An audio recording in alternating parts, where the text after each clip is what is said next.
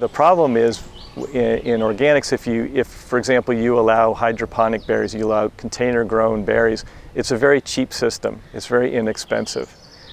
If farmer A is growing real organic and farmer B has got this hydroponic organic system which is being accepted as organic by the USDA, then farmer A has got really two choices. He either goes out of business or he adapts the system that farmer B is using. Or I guess there's a third one, which is to try and explain to people that his product is different than farmer B's and it's worth a little bit more money.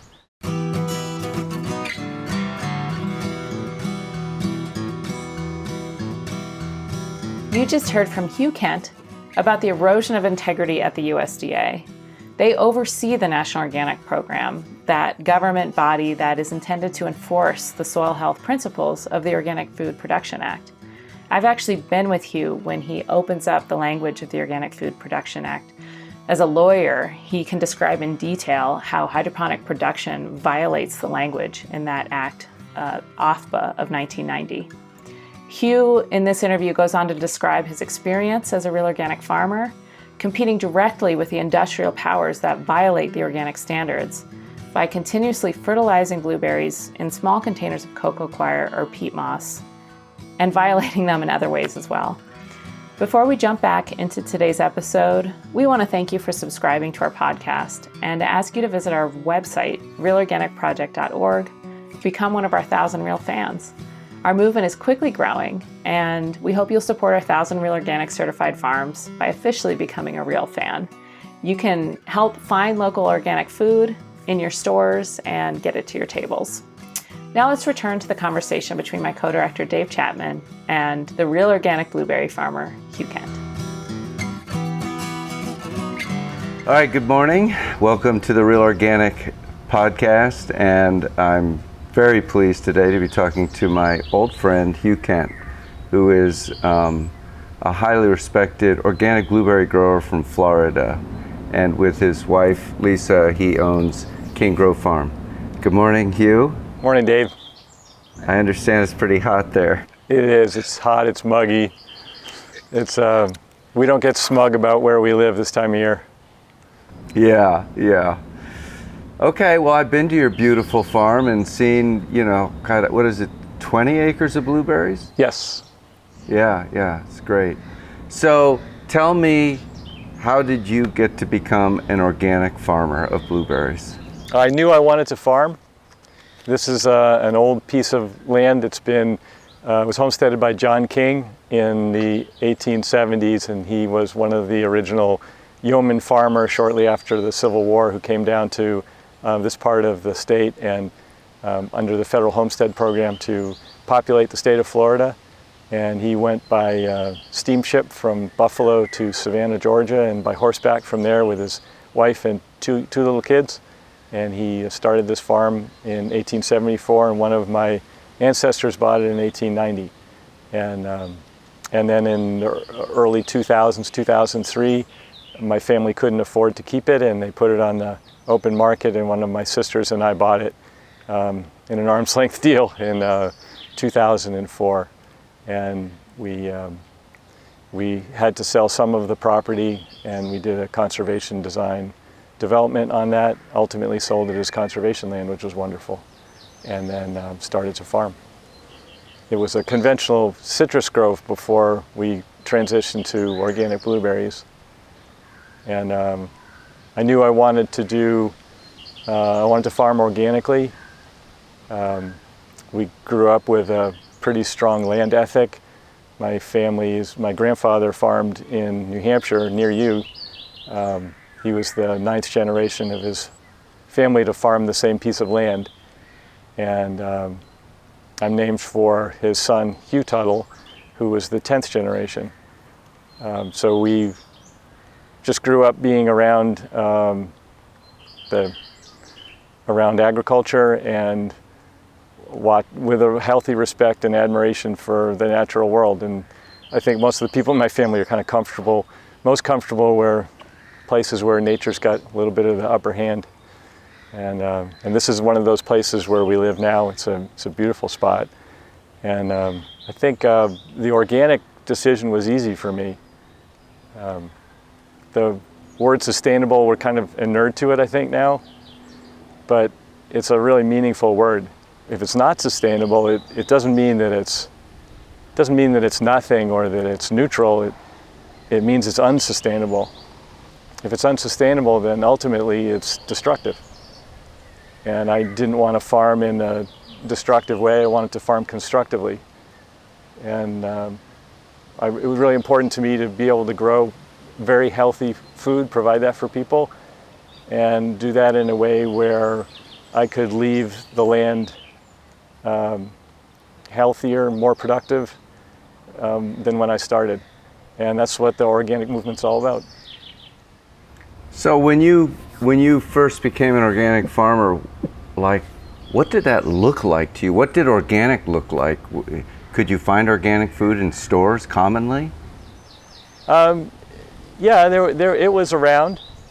I think it's much more widely recognized and appreciated than it was when I started, and that's been really encouraging.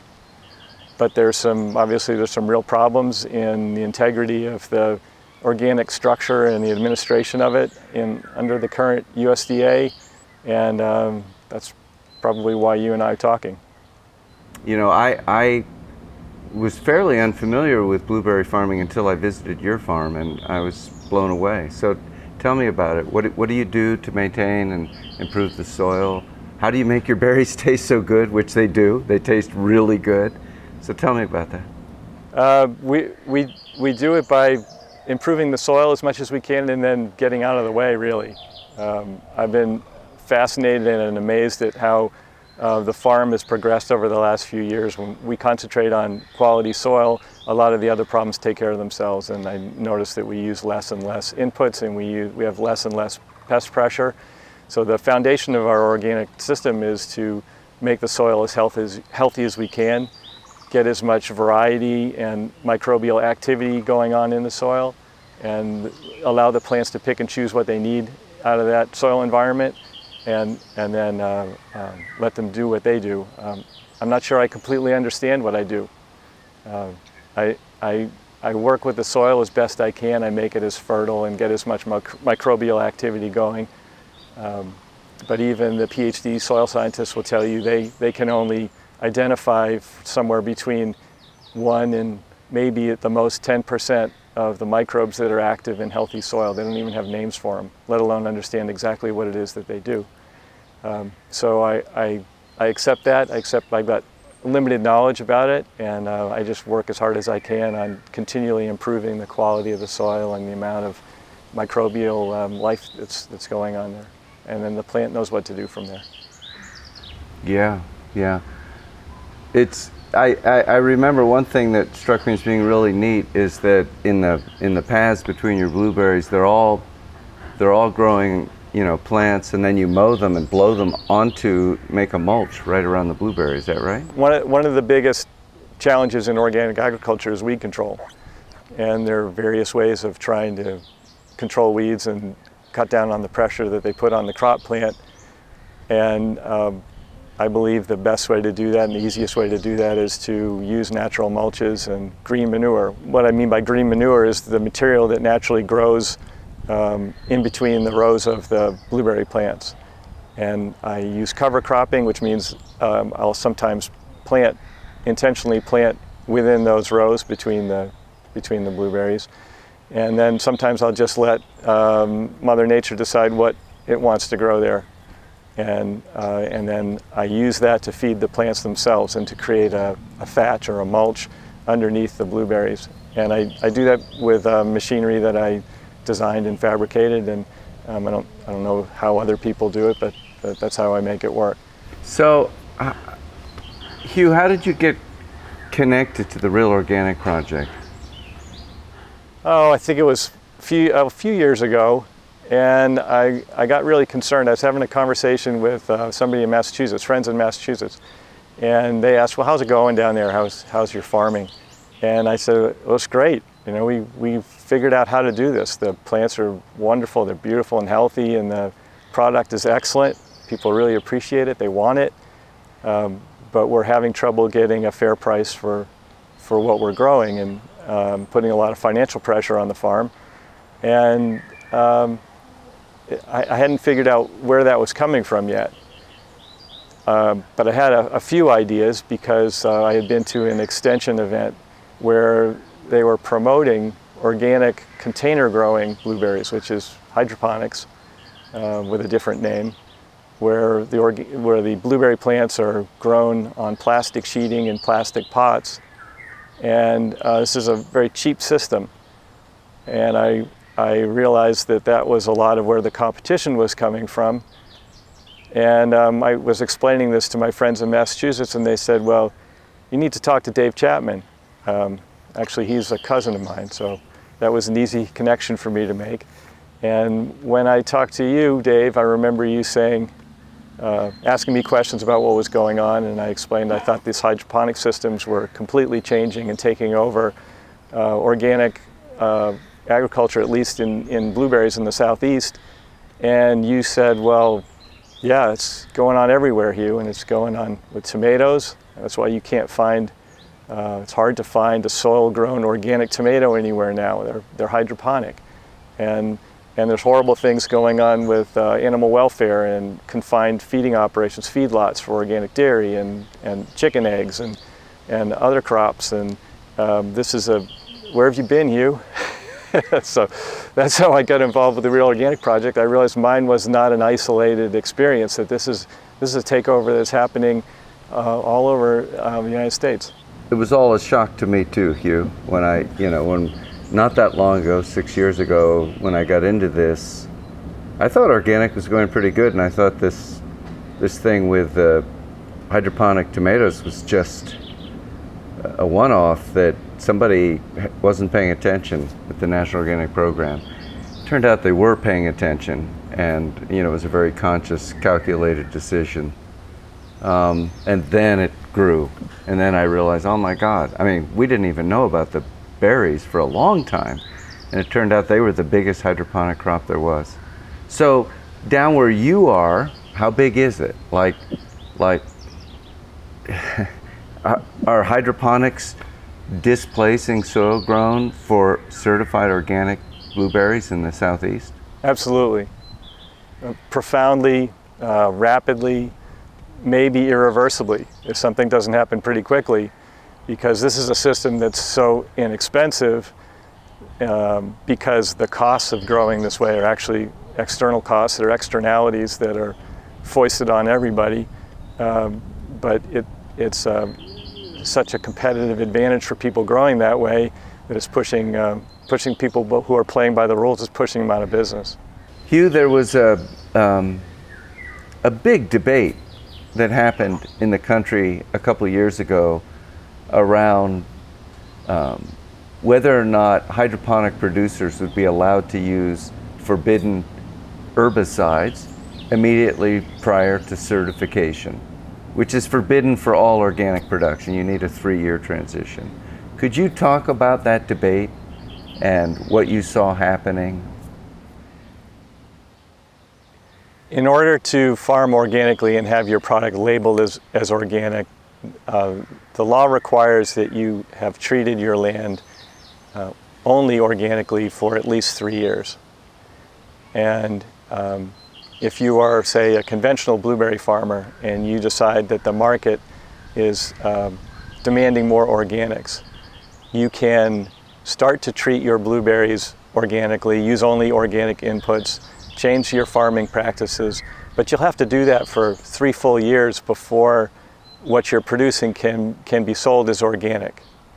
So that protects the integrity of the system and forces farmers to make sure that really the product is clean before it's marketed that way. That's the intention. And before this hydroponic takeover happened, there were a lot of conventional blueberry farmers in the Southeast that were transitioning to organic. They saw the increased demand and they thought, well, this is a good thing to respond to. And they started going through that process, and several of them went through the entire process. That's really difficult to do because you have to learn a different kind of growing technique. the plants have to adjust to it, and they get a little bit of a shock because they no longer have these really powerful chemicals working on them. And it takes a while, and it's of course more expensive. And they don't get any return on that for 3 years because they can't sell it as organic until they've been doing this for a while. This hydroponic thing shortcut all of that. So the hydroponic system under the USDA's interpretation was allowed to go in on day one.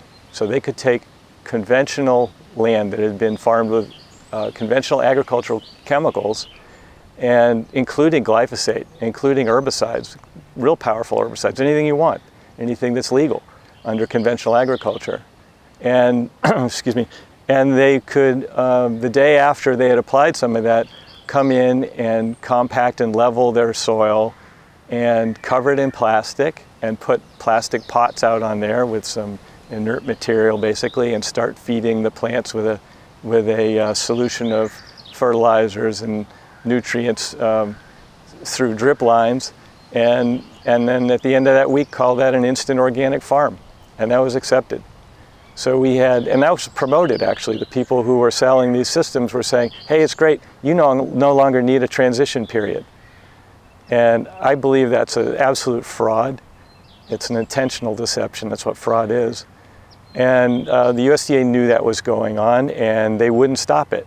And of course, this harmed not only the farmers like me who were growing organically, it certainly hurt the farmers who were trying to transition and become additional organic farmers.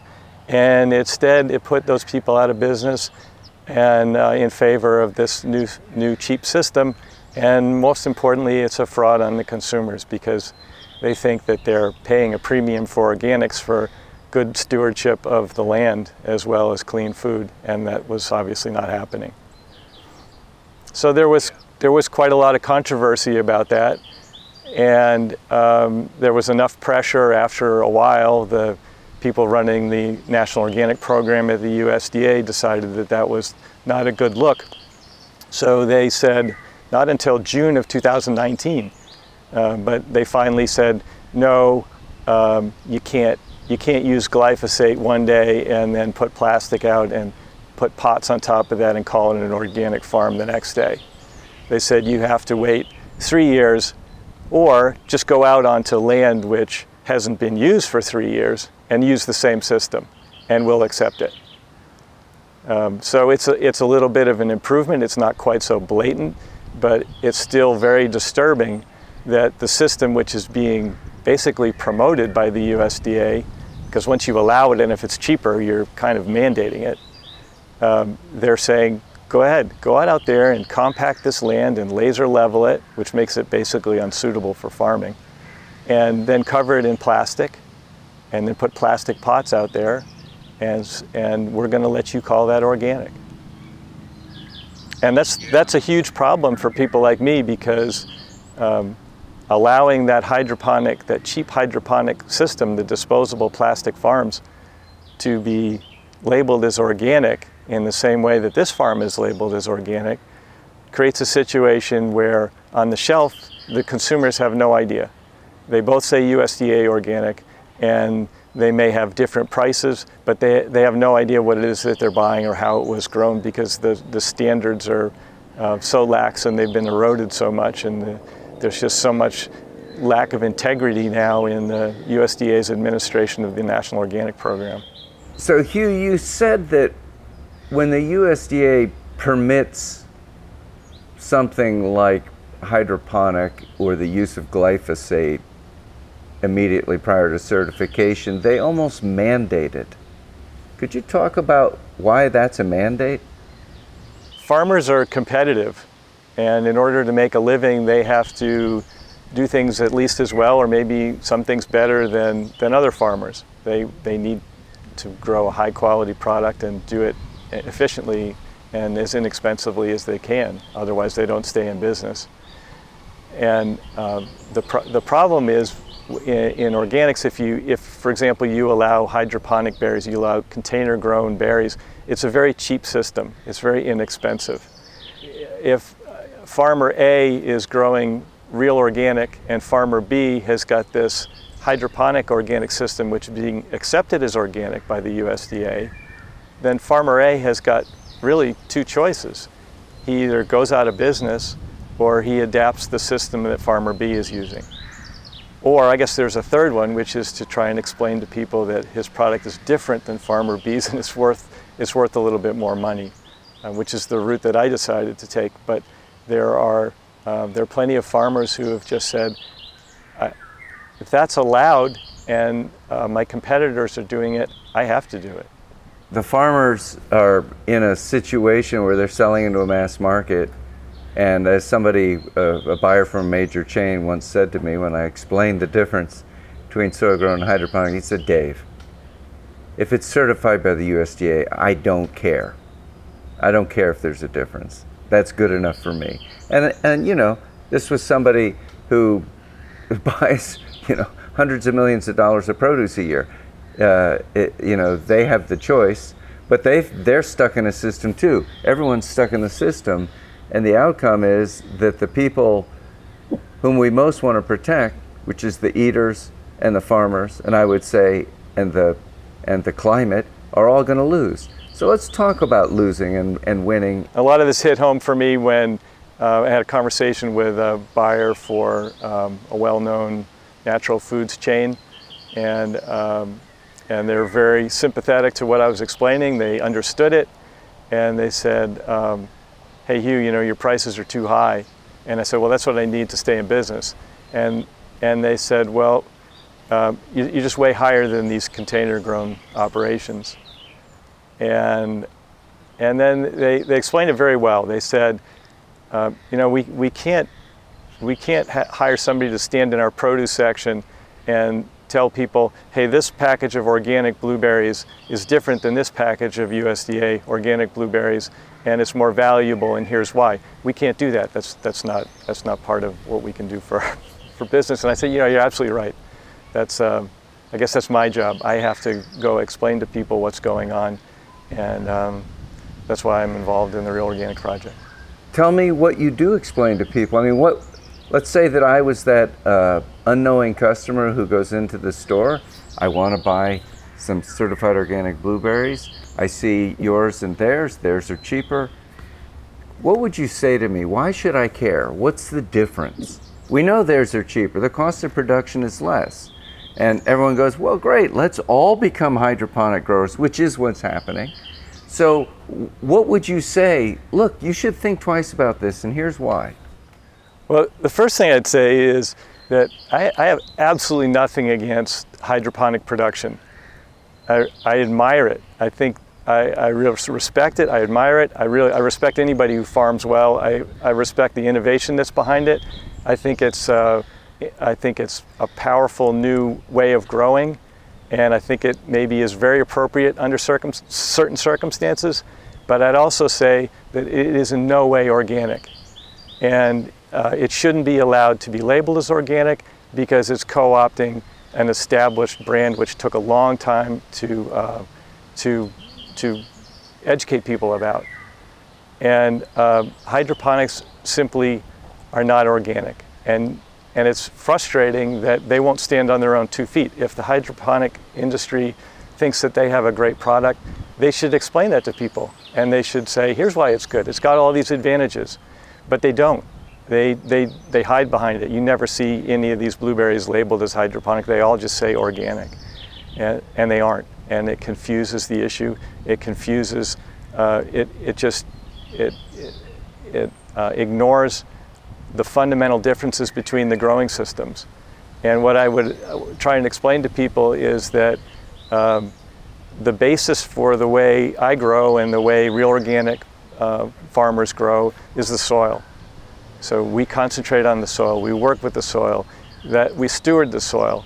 It's what makes these plants grow and produce the way they do.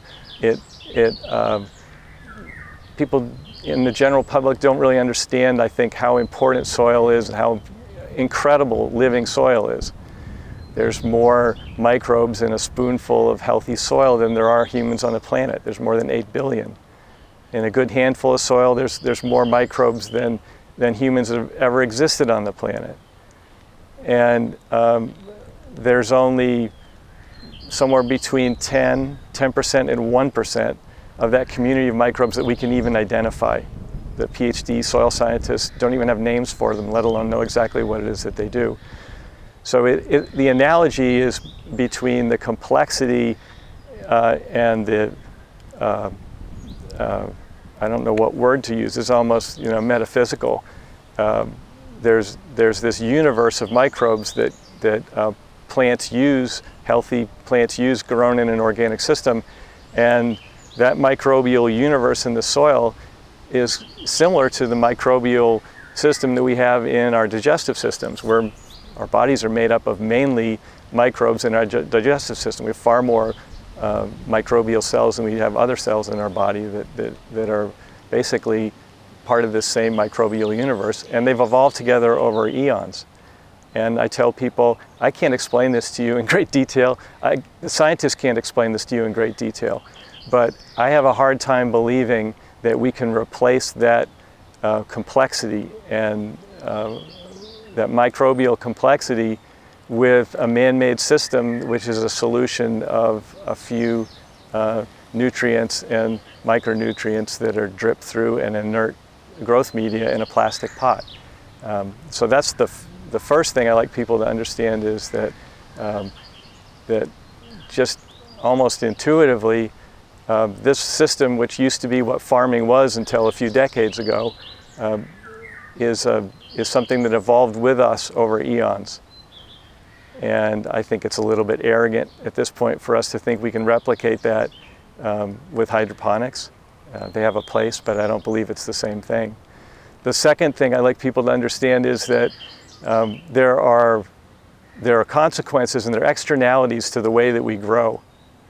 And when I do what I'm supposed to do under the organic rules and regulations, I don't just grow without putting toxins on the plants. I also am responsible for a detailed plan where I steward my entire property. And I am supposed to take care of not just the soil and the water, but also the wetlands, the woodlands, and the wildlife. That's very prominent in all of the USDA's mission statements, in their statutes that establish them, in the regulations under which they operate. I'm supposed to be a steward of the woodlands, wetlands, and wildlife. And that's what happens. And if you could see the rest of this farm, my wife's a wildlife biologist, and we take a lot of care in making sure that we're not extinguishing what else lives out here while we farm. And so we become an asset for the community in that way. And if there were a lot more farms like this, I think we'd have healthier communities in a lot of ways. We don't produce the kind of externalities that, on the other hand, hydroponic container systems do, because what they produce as byproducts of their growing system is a lot of plastic that goes in the dumpster. So this weed mat that they use, this plastic that they use, and the plastic containers that they use, they're timed out after just a few years. These plants become root bound and the whole thing gets thrown out and they start over again. And that cost is not factored into what you see in the grocery store shelf. And that's a bit galling, because the USDA does a lot of posturing about the importance of agriculture and environmental stewardship being part of the growing system. And with these hydroponic systems, not only isn't it part of the system, but there's actually a lot of destruction and waste that's going on. Yeah, I find it amazing that at the same time that the USDA is discarding soil health, but soil as a foundation of organic, they're pumping money into this massive soil health movement.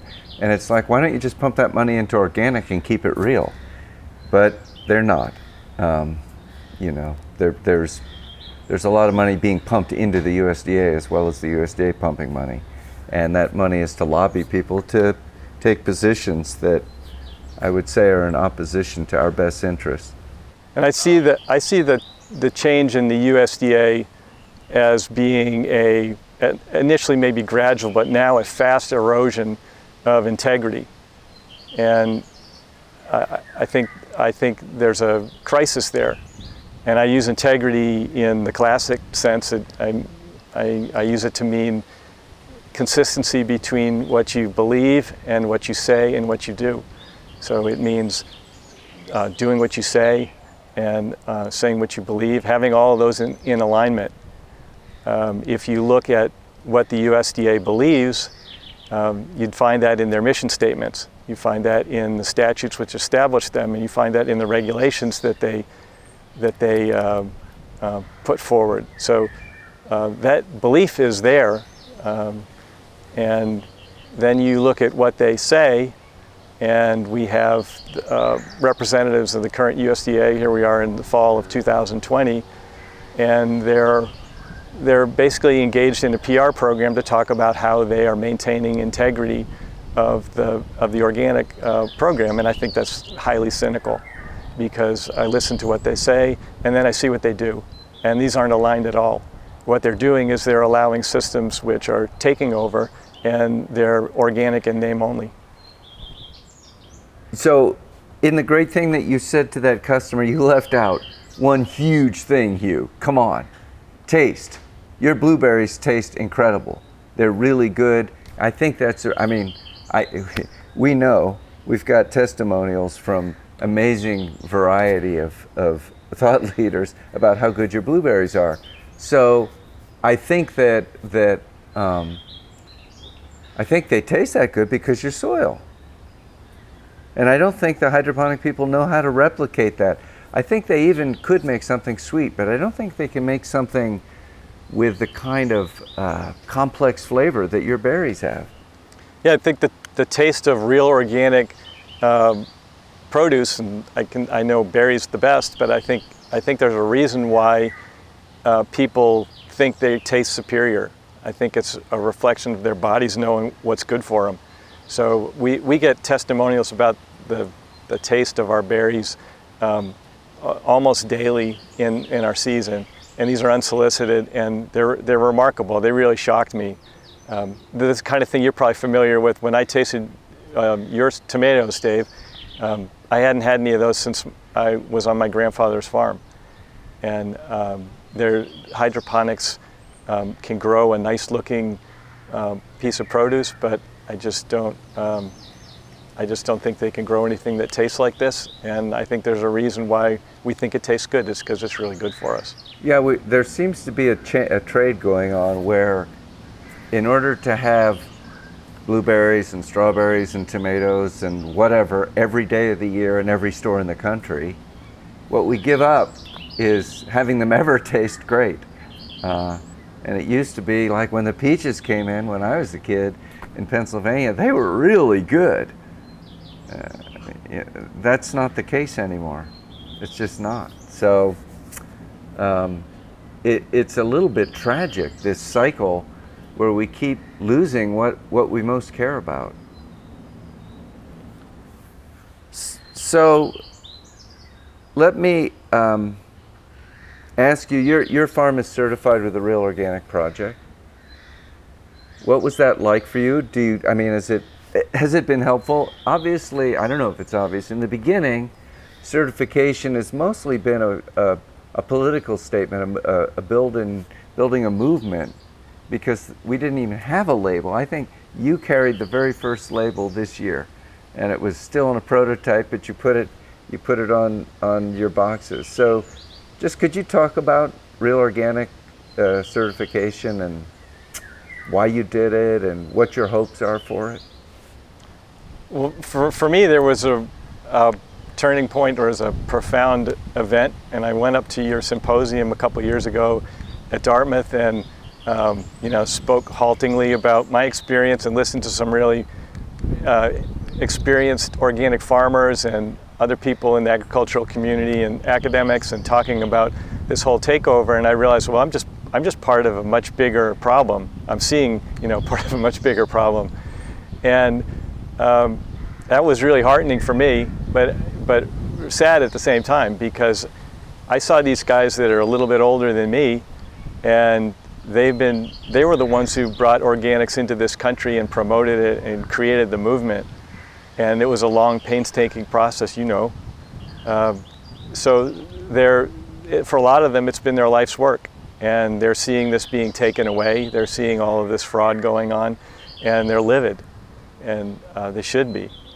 So when I learned that there was a group of farmers, not just well-intentioned people that have got, you know, an organization, a not-for-profit, where they're going out and educating people about things like this, but an actual group of farmers who were invested in this and started the movement in the first place. And I realized they were getting organized. I wanted to be part of that. And I asked to be certified as one of the pilot farms initially.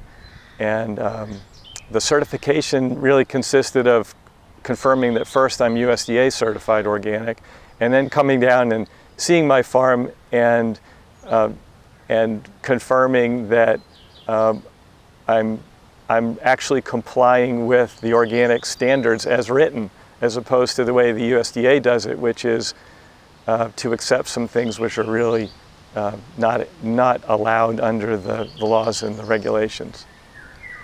So it was the inspection consisted of coming down and really looking at my growing system and seeing what I'm doing with my soil, because that's the foundation of organics. Do you think that being certified with Real Organic Project has had any impact on your marketing? Any effect? Well, aside from all of the glamour and excitement of being involved with the Real Organic Project, yeah, I think there are some retailers who are now paying attention to this, and I hope increasingly, and as the public learns more about it, and I hope they share some of the outrage, that'll be reflected in demand in the marketplace. Either way, I'm proud to be associated with the organization, because it's farmers who have done this for a living, who started this movement, who stewarded it, who grew it, and now they're seeing it being taken away by industrial agricultural interests who see the money in it. There's no reason why this can't become the predominant form of agriculture in our country. It used to be. You know, when I get into arguments with people about various systems in agriculture, if I get frustrated, I say I'm going to go back to my organic farming, or as my grandfather used to call it, farming. And it's not until fairly recently, in the decades after the World War II, that we turned to chemical farming and a very different system of unsustainable agriculture. You know, I really thought about this pretty seriously for this symposium. Like, who is our audience? And I really decided that we really have 3 audiences, and they're all important. Actually 4. The first audience, the one that I hadn't thought of at all, was the speakers. That I think it's important that all the speakers hear each other. They don't know each other. And it's an amazingly diverse group, and with very, very many different points of view, but very important, very rich. So I hope that the speakers will hear each other. Secondly is the farmers. And the farmers need to hear each other too, because, you know, after Jacksonville, people were so depressed. And I just saw this depression settle in, this sense of hopelessness, like we have lost. And I thought, we haven't lost. You know, we've perhaps lost the National Organic Program. We've lost the USDA's support, but the Real Organic movement is still strong and out there. We just need to get connected to each other, and that's what we've been trying to do. What do you think about that? Is there an organic movement independent of the USDA? There's definitely an organic movement independent of the USDA. Organics, it's really it's a legal structure, and organics isn't called organics in Europe, right? It's biologique, or there's different labels for it. But organic is supposed to be what's in the statutes that created the USDA's National Organic Program, and then the regulations that were passed to enact it. And those aren't being followed. So I would no longer say that at least in the parts of agriculture I'm the most familiar with, the USDA label doesn't really mean that much anymore. But there still are real organic farmers out there. They're being pushed aside. There's real organic dairy farms. We're losing them every day. Wisconsin's just lost, and New York also, an incredible number of organic dairy farms, being taken over by industrial organics, really, which is feedlots, CAFOs, where the cows are not out on pasture as they're supposed to be and as are required to be under the regulations. Chicken farms, where now the animal welfare standards are interpreted so that you can have 3 chickens per square foot in an organic chicken egg operation. But the Real Organic Farm project farmers are not doing that. There's still meaningful animal welfare standards that are imposed. And then for hydroponics, that's not acceptable under the USDA, I would argue. It's not acceptable under the statutes at all, but under the interpretation that the USDA is using, sure, it's fine. But it's not in the Real Organic Project realm. So if you're a certified Real Organic Project farm, you cannot use hydroponics. And I say this part about hydroponics being prohibited under the USDA's own laws with some real confidence. The laws are specific, not just the regulations, but the statutes. So these are the higher order laws, the statutes that establish the National Organic Program. And they say you can only use plastic mulches if you take them out at the end of the year or the end of each growing season. It's a very specific restriction. And there's no way that you can torture the words in that statute and fairly allow these hydroponic blueberry systems. They're illegal. Yeah. There's also a great deal of discussion in the statute about maintaining and improving the fertility of the soil. And then the primary intention of all of the statutes that create the National Organic Program is stewardship of the soil.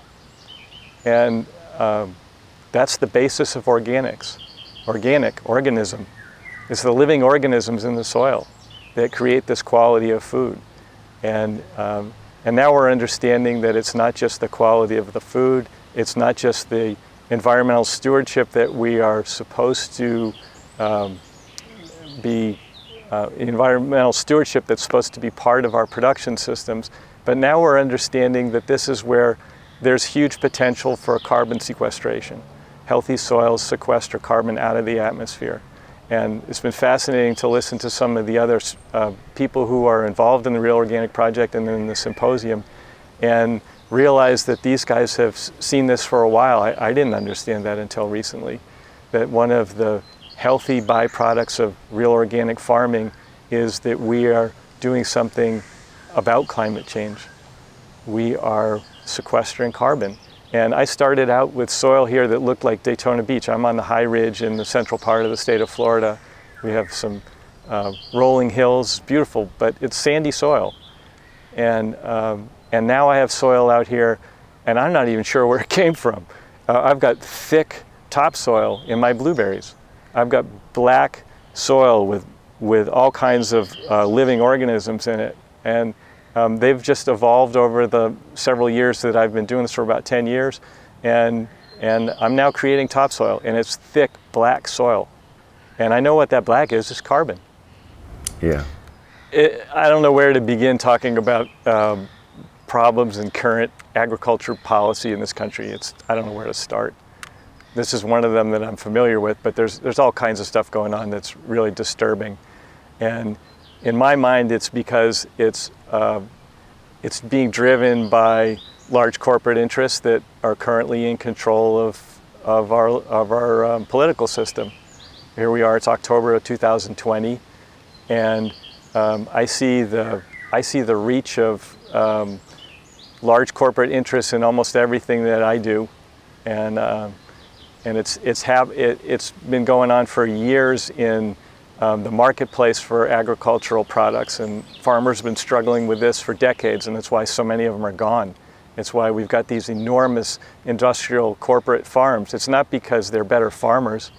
It's not because they're necessarily economies of scale in agriculture. And in a lot of ways, they're not natural monopolies in agriculture. It's not like big oil. It's not like pharmaceuticals or telecommunications. You don't need an enormous amount of capital to start farming. You do to get into those other industries, so they're sort of these barriers to entry make them natural monopolies. But agriculture has become a monopoly based on our policy. More people would be farming and more people should be farming, but family farms, family scale farms, are going out of business at a rate I don't think that we've ever seen before. It's happening right now. And when I say family scale, I don't mean hobby farms. I mean people like you and me, Dave, who are commercial growers. We're wholesalers. We can't sell our products at farmers markets. We're too big for that. But we're too small to have any leverage against these enormous companies. And organic berries, for example, in this country, there's one company that controls 70% of the market. One company, 70% of organic berries. And that creates perversions in the free marketplace. It's so amazing to me to see so many farmers who have products that people want and can't find, and the farmers can't find any access to the people. And it's kind of a tragic situation. It's what I hope Real Organic Project is going to help to resolve. What's your hope for the future? Do you have any? Do you think there's a path forward? I'm really excited about the Real Organic Project, Dave. It's the first opportunity I've seen where farmers are getting together and trying to explain to the public what's going on and offering an alternative. And they're offering basically organic products, only they're requiring that the regulations that already exist that are good are complied with. And I was happy to be the first farm that used the new Real Organic Project label on my packaging, and it's now getting out into the marketplace. And I'm optimistic, I'm excited. I think that it's a difficult thing to ask people to wade through all of these add-on stickers that are on their produce, but this is such an important story, and there are now so many farmers that understand this and are willing to put what little free time they have into helping consumers understand this, that I think it's going to gain a lot of momentum. And it's very exciting that there's now more than 500 certified Real Organic Project farms. And I think if we had more resources, we'd do that a lot faster. I've seen how you and your staff operate. It's really incredibly impressive. And I think there could be thousands of farms within a year if we have the resources. It's just hard to get out and inspect all these farms, of course. That's one of the things that's expensive. What do you think eaters can do to help build a real organic movement? My hope for the eaters, for the consumers, is that they try some real organic produce and see what it tastes like compared to hydroponic produce. Try some real organic dairy and see how those products compare to the CAFOs. I think if they do that and they're willing to pay attention to the different quality, then this will gain a lot of momentum very quickly. And the other thing I hope they would do, and it's a tough ask, is for them to educate themselves or to seek out people who are knowledgeable about this and get educated that way and understand that the organic movement is not just about clean food. It's not just about food that's good for you. It's not just about what I believe is the most nutritionally superior food there is, but it's also about stewardship. It's about stewardship of the farms where it's being produced. A real organic farm takes very seriously their obligation to care for their immediate environment, their woodlands and their wetlands and their wildlife, the soil quality. And they also should understand that there are larger effects from that. I'd like them to appreciate that that's how real communities are retained.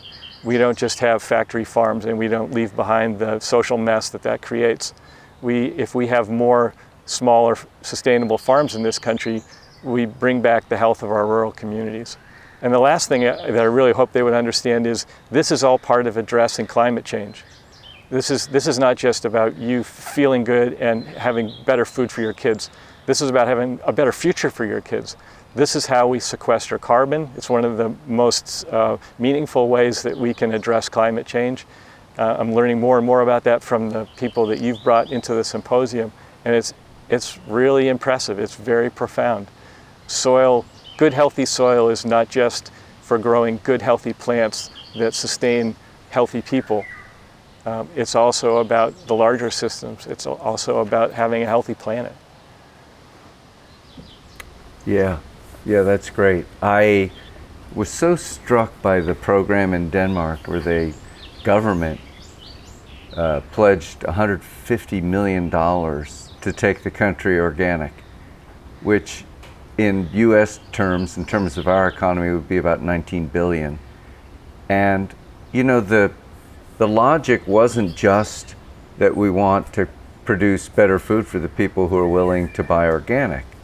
Of course that was part of it, but it was, they saw organic farming as part of the common good for all citizens, even if they never ate anything that was organic. I thought that was kind of spectacular.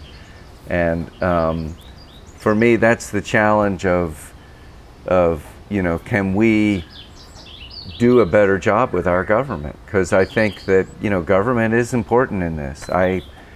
After Jacksonville, I was ready to walk away from government, but I thought, no, we can't, you know. We have to do it on our own. We have to do the Real Organic Project without the government, because we simply have lost control of the National Organic Program. But I think that issues like climate change, we ultimately need to bring government along. So I like what the Danes are doing. We'll keep working on it. So Hugh, before we end, do you have any last things you'd like to say? Yeah, I think in this country we've lost our way in our agriculture. We've lost our way in our food system, and it's insanity. You can just look around you and see the health of the general public. Something's very, very wrong. And you can see how our lands are being, their agricultural potential is being destroyed. Organic agriculture is not some sort of elitist growing system. This is just the way we used to farm. We lost our way from traditional agriculture, which sustained us for eons.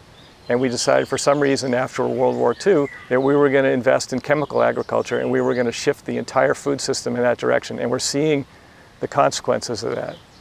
So yeah, there's a lot of work to be done, but I think people are waking up to this. I think they understand that returning to agriculture which has at its source soil and healthy stewardship of soil is the only way that we have a bright future. Hugh Kent, thank you very much for talking with me today. It's always a pleasure.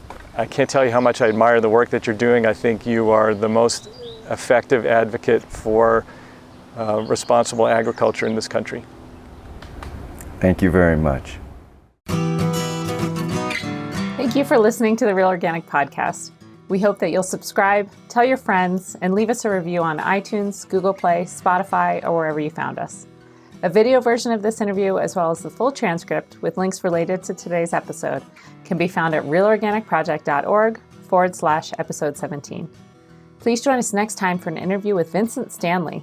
He's the longtime executive at Patagonia, and he holds the title of Chief Storyteller, and he's the co-author of The Responsible Company with his cousin, Patagonia founder, Yvonne Chouinard. To find a Real Organic Farm near you, visit realorganicproject.org/farms.